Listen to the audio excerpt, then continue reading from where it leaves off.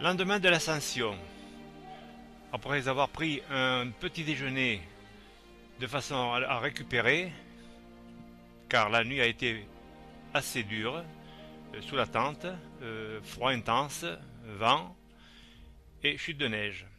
Bref, seulement déception, enfin si l'on peut dire, aujourd'hui, eh bien, plus de nuages, le soleil se lève, donc le guide décide de redescendre dans les vallées de façon à terminer notre périple et revenir au camp de départ.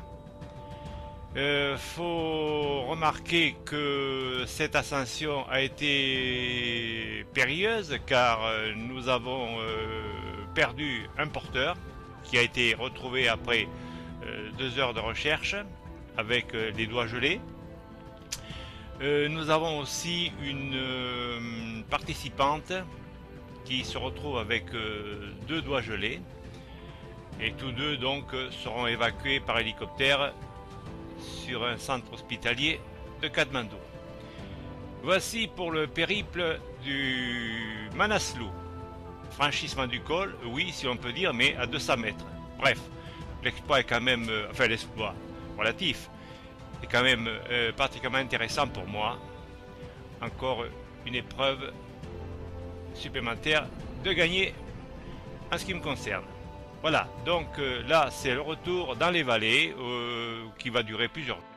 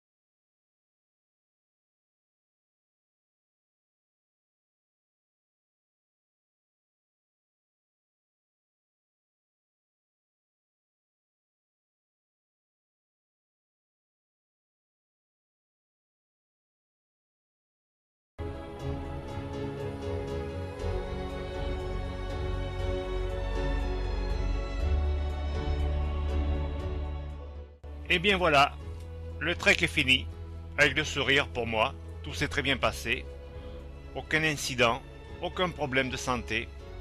Donc malgré les aléas du passage du col, que nous n'avons pas pu franchir d'ailleurs, il restait quelques 200 mètres pour le faire. Je garderai un excellent souvenir de ce trek. Un souvenir également de l'équipe, porteur, guide, et tous mes coéquipiers avec qui j'ai passé un excellent séjour.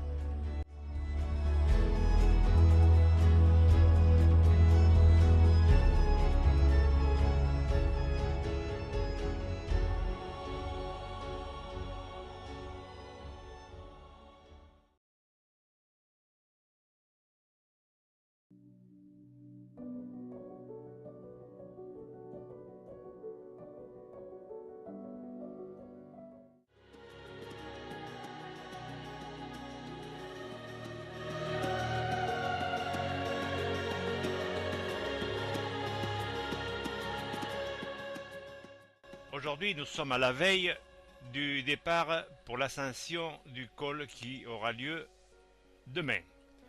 Le problème, c'est que le temps se gâte. Le ciel se charge de gros nuages. Le vent se lève, un vent d'ailleurs assez froid. Et la température également descend. Et cela n'est guère encourageant pour le départ du franchissement du col.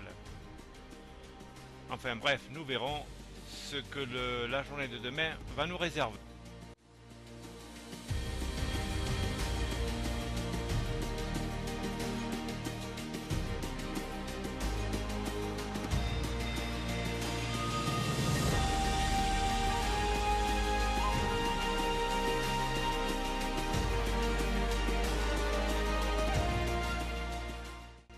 La veille, nos craintes étaient fondées.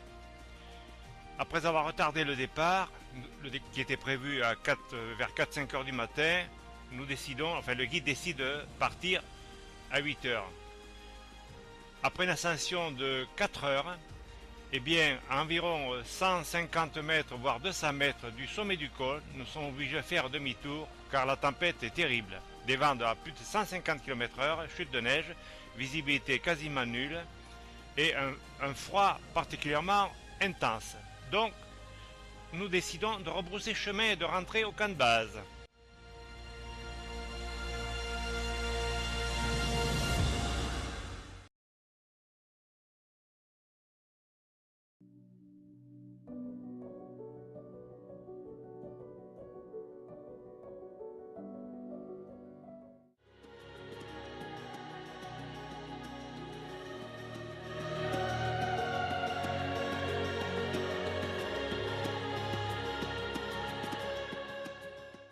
Aujourd'hui, nous sommes à la veille du départ pour l'ascension du col qui aura lieu demain.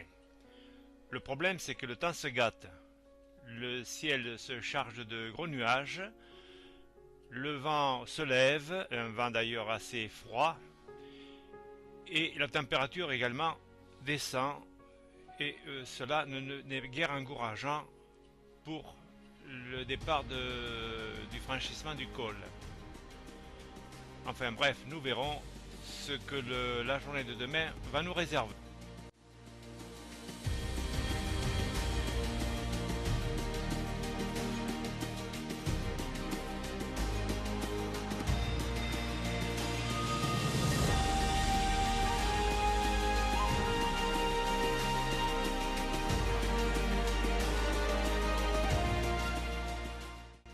La veille, nos craintes étaient fondées.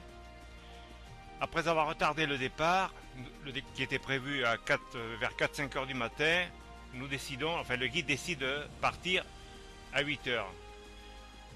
Après une ascension de 4 heures, à environ 150 mètres, voire 200 mètres du sommet du col, nous sommes obligés de faire demi-tour car la tempête est terrible. Des vents à plus de 150 km/h, chute de neige, visibilité quasiment nulle et un froid particulièrement intense.